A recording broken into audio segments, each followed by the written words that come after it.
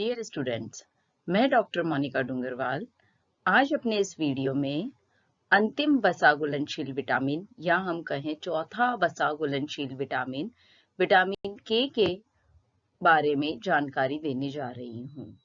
Vitamin के हमारे शरीर के लिए बहुत ही आवश्यक विटामिन होता है। विटामिन के की खोज डैम तथा स्कॉन हैडर ने 1934 में की थी। डैम ने यह जो प्रयोग किया था वह मुर्गी के बच्चों के ऊपर किया था। उन्होंने बच्चों को सभी विटामिन दिए जिनकी उस समय तक खोज हो चुकी थी। उन्होंने उन मुर्गी के बच्चों में आंतरिक रक्त स्राव यानी इंटरनल ब्लड हेमरेज वाली स्थिति को देखा और इस स्थिति को ठीक करने के लिए उन्होंने एक प्रकार की घास व मछली को यूज किया और देखा कि जब इस दोनों चीजों का सेवन किया गया तो वह स्थिति में थोड़ी सी रिकवरी आई या वो स्थिति ठीक हो गई। डैम ने इसे सन 1935 में रक्त स्राव प्रतिरोधक तत्व नाम दिया कि जिसके द्वारा हम रक्त स्राव को रोक सकते हैं। 1939 में डैम तथा करेर वैज्ञानिकों ने इसे शुद्ध सांद्र रूप में प्राप्त किया और इसको एक नाम दिया और वो नाम दिया विटामिन के। और उन्होंने इस विटामिन को हरी पत्तेदार जो सब्जियां थी उनसे प्राप्त किया। अब हम बात कर रहे हैं विटामिन के रासायनिक संगठन की और इसके प्रकार की। डॉजी और उनके साथियों ने सन 1940 में विटामिन के2 की रासायनिक संरचना की जानकारी दी थी कि यह जो विटामिन है वो कैसे बना हुआ है, इसमें क्या कार्बन है, हाइड्रोजन है, ऑक्सीजन है, उसका रूप क्या है, चेन कैसी है उसकी, उतना डिटेल में बच्चों आप लोगों को नहीं पढ़ना है, इसलिए यहाँ स्ट्रक्चर नहीं बनाया गया है। और इससे पूर्व 1939 में विटामिन के1 की रासायनिक संरचना की जानकारी प्राप्त हो चुकी थी। विटामिन के1 जो था इसको फाइलोक्विनोन भी नाम दिया गया था। अगर हम विटामिन के1 की बात करते हैं तो यह हरी पत्तेदार सब्जियों में रहता है और इसका दूसरा नाम था फाइलोक्विनोन। और विटामिन के2 की जब हम बात करते हैं तो यह सड़ी गली मछलियों से प्राप्त किया जाता है और इसको जो दूसरा नाम दिया गया था वो था फ्रेनक्विनोन भी कहा जाने लगा।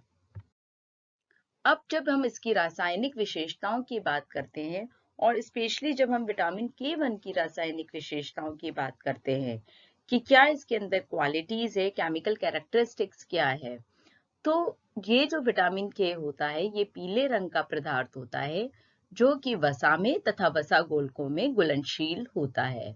अभी तक बच्चों हम जो चारों विटामिन की बात की, विटामिन ए, डी, ई और आज जो बात कर रहे हैं के, ये चारों ही विटामिन वसा में घुलनशील है या वसा गोलकों में घुलनशील है। यह जो विटामिन है ये जल में घुलनशील नहीं होते हैं। यह विटामिन के जो है ये ताप के प्रति स्थिर रहता है परंतु अम्ल और क्षार की उपस्थिति में नष्ट हो जाता है। सूर्य की पराबैंगनी जो किरणें होती हैं उसकी उपस्थिति में भी यह विटामिन के जो है वो नष्ट हो जाता है। अब हम बात कर रहे हैं विटामिन के कार्यों के ऊपर। विटामिन के का हमारे शरीर में जो सबसे इम्पोर्टेंट वर्क है वो है रक्त का थक्का जमाने में, यानी जब ब्लड बह रहा होता है उस समय ब्लड क्लोट बनाना जिससे कि अधिक मात्रा में शरीर से ब्लड न बहे। ये रक्त का थक्का अंदर हो या बाहर हो दोनों ही तरफ ये अपना रोल प्ले करता है, यानी विटामिन के रक्त का थक्का जमाने में महत्वपूर्ण भूमिका निभाता है। रक्त में प्रोथ्रोम्बिन पाया जाता है और यह जो प्रोथ्रोम्बिन होता है ये रक्त जमाने के लिए बहुत ही जरूरी या अति आवश्यक तत्व होता है और इस प्रोथ्रोम्बिन का निर्माण विटामिन के द्वारा ही होता है, यानी विटामिन के हमारे शरीर में बनाता है प्रोथ्रोम्बिन और ये जो प्रोथ्रोम्बिन है वह रक्त की क्लोटिंग के लिए आवश्यक होता है। रक्त जब जमने के समय या उस प्रोसेस के समय, उस क्रिया के समय प्रोथ्रोम्बिन जो होता है थ्रोम्बिन में बदलता है और ये प्रोथ्रोम्बिन से थ्रोम्बिन बदलना बहुत ही आवश्यक होता है। जब किसी स्थान पर चोट लग जाती है, वहां पर कट लग जाता है, तो उस स्थान के आसपास की कोशिकाएं व उत्तक जो होते हैं वो क्षतिग्रस्त हो जाते हैं। जैसे आपने सब्जी काटी, कहीं चक्कू से कट लग गया, गिरे और कट लग गया, तो वहां की कोशिकाएं भी और वहां के आसपास की कोशिकाएं भी जो होती है वो क्षतिग्रस्त हो जाती है। कटे भाग से रक्त बहने लगता है। रक्त में उपस्थित बिंबाणु तथा कुछ जो रक्तकारक होते हैं क्षतिग्रस्त उत्तकों से मिलकर थ्रोम्बोप्लास्टीन बनाते हैं। यानी कि अब हमारा जो जहां पर कट लगा है और रक्त बह रहा है, वहां पर जो बिंबाणु प्रेजेंट है ब्लड में और कुछ रक्तकारक जो होते हैं वह वहां के उत्तकों से मिलके और थ्रोम्बोप्लास्टीन बनाते हैं। ये जो रक्त फैक्टर कैल्शियम आयन तथा रक्त प्लाज्मा से मिलके या उसके साथ क्रिया करते हैं और प्रोथ्रोम्बिन को सक्रिय बनाने का कार्य करते हैं। यानी कि निष्क्रिय चीज को यह अब एक्टिव फॉर्म में कन्वर्ट करेंगे। और जब प्रोथ्रोम्बिन सक्रिय या एक्टिव फॉर्म में आ जाता है तो यह सक्रिय प्रोथ्रोम्बिन तथा कुछ रक्त फैक्टर जो होते हैं इनमें रासायनिक क्रिया होती है और इस रासायनिक क्रिया के द्वारा एक नवीन पदार्थ का निर्माण होता है और इसको थ्रोम्बिन कहा जाता है।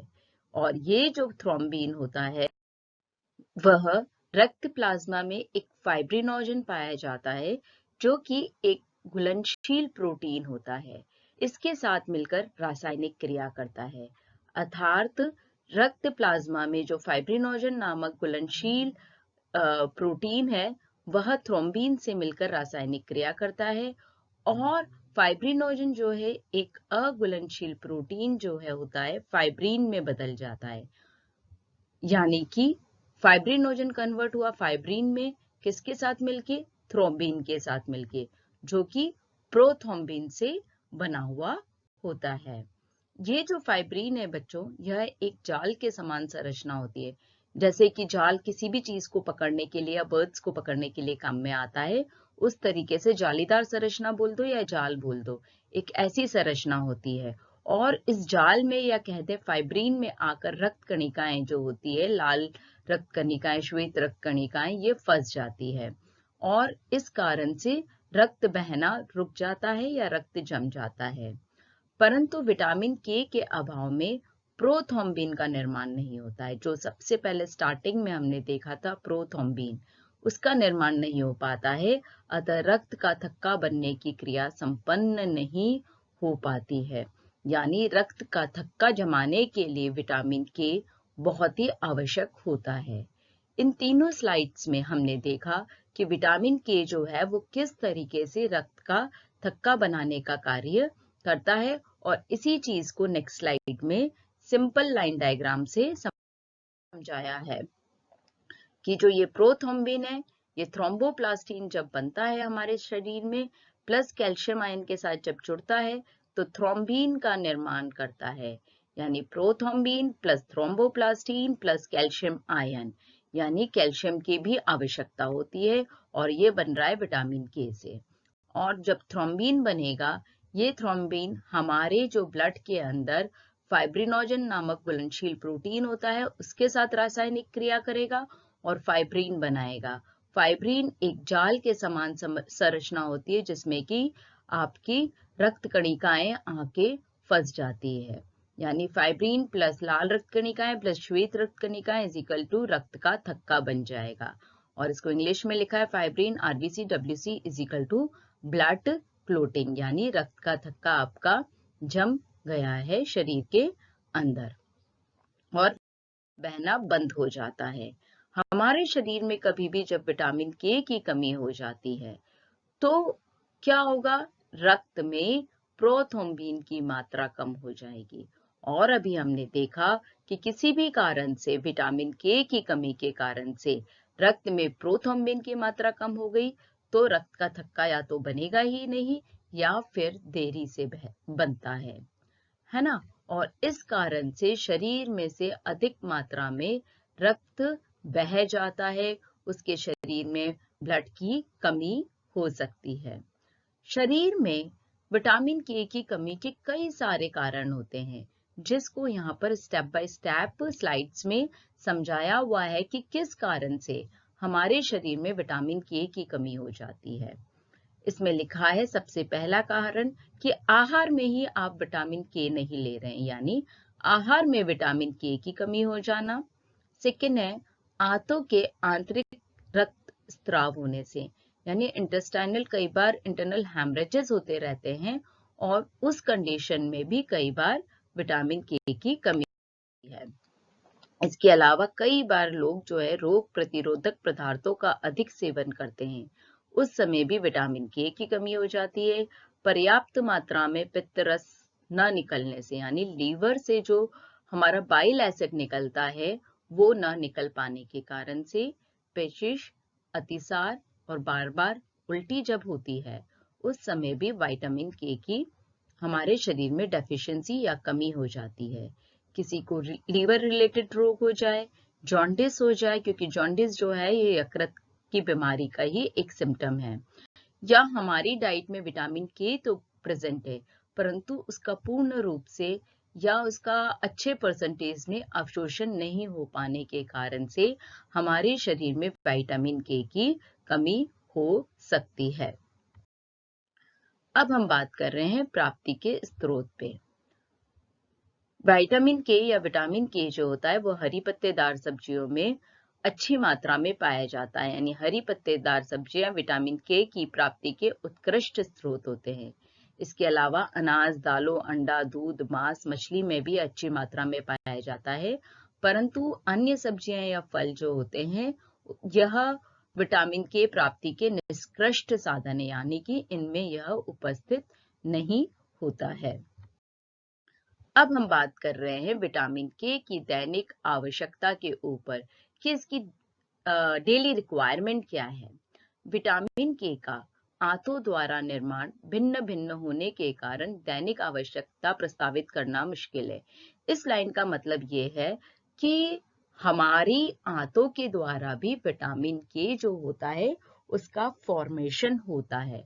इसीलिए विटामिन के की कमी में एक सेकंड पॉइंट था आंतरिक रक्त स्राव होना आंतों से, उस कंडीशन में विटामिन के की कमी हो जाती है क्योंकि हमारी जो इंटेस्टाइन है वह इसका निर्माण नहीं कर पाती है। यानी विटामिन के का आंतों द्वारा निर्माण हर व्यक्ति विशेष में अलग अलग होता है, कोई किसी में ज्यादा बन रहा है, किसी में कम बन रहा है, तो इसकी डेली रिक्वायरमेंट किसको कितनी है, ऊपर से कितना खाना है, वो थोड़ा सा बता पाना मुश्किल हो जाता है। फिर भी खाद्य व पोषण बोर्ड यानी कि फूड एंड न्यूट्रिशन बोर्ड के अनुसार 1 से 2 माइक्रोग्राम प्रति किलोग्राम शरीर भार प्रतिदिन विटामिन के की आवश्यकता होती है। इसका मतलब ये हुआ जैसे किसी का वजन है 50 किलो तो 1 से 2 माइक्रोग्राम प्रति किलोग्राम हुआ बच्चों, है ना। तो 50 से लेके 100 माइक्रोग्राम तक उसकी दैनिक आवश्यकता हो सकती है। साधारण आहार जो हम खाते हैं उसके द्वारा दैनिक आवश्यकता जो है वो पूरा हो जाती है। एक वयस्क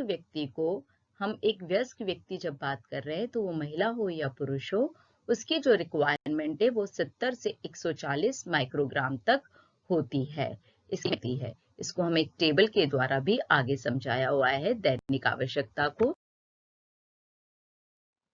विटामिन के की दैनिक आवश्यकता 0 से 12 महीने का जो बच्चा है उसकी रिक्वायरमेंट दे रखी है प्रतिदिन के अनुसार, यहाँ पर आपको वजन से मल्टीप्लाई नहीं करना है, वो है 12 से 20 माइक्रोग्राम प्रतिदिन।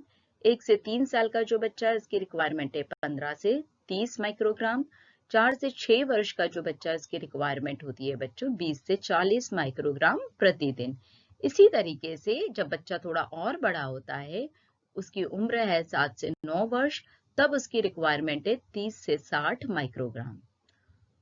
थोड़ा सा बच्चा जब और बड़ा हो जाता है, किशोरावस्था में आने लग जाता है, तो उस समय पर उसकी रिक्वायरमेंट हो जाती है 50 से 100 माइक्रोग्राम प्रतिदिन।